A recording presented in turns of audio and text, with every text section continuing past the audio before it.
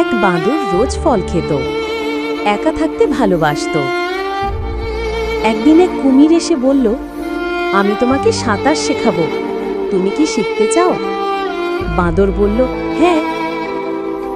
দুজনের ভালো বন্ধুত্ব হলো এবং বাঁদরটিকে নিয়ে সাঁতার কাটতে থাকে। আবার কখনো বাঁদরটি মিষ্টি ফল পেড়ে দেয় কুমির বন্ধুটিকে।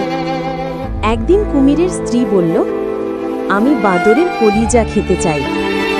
কুমির বন্ধুটি কেঁদে কেঁদে গিয়ে বাঁদর বন্ধুটিকে বলল, চলো বন্ধু, আজকে একটা নতুন জায়গাতে ঘুরে আসি। বাঁদর বলল, ঠিক আছে বন্ধু। তারপর কুমির বন্ধুর পিঠে চড়ে বাঁদরটি চলে গেল। যেতে যেতে কুমির বন্ধু বলে দিলে যে তার স্ত্রী তোমার কলিজা খেতে চায়। তখন বাঁদরটি চালাকি করে বলল, আমার কলিজা তো গাছে রেখে এসেছি, চলো গাছ থেকে কলিজা নিয়ে আসি। এবং বাঁদরটি আবার নিয়ে গাছে উঠে গেল এবং প্রাণে বেঁচে গেল।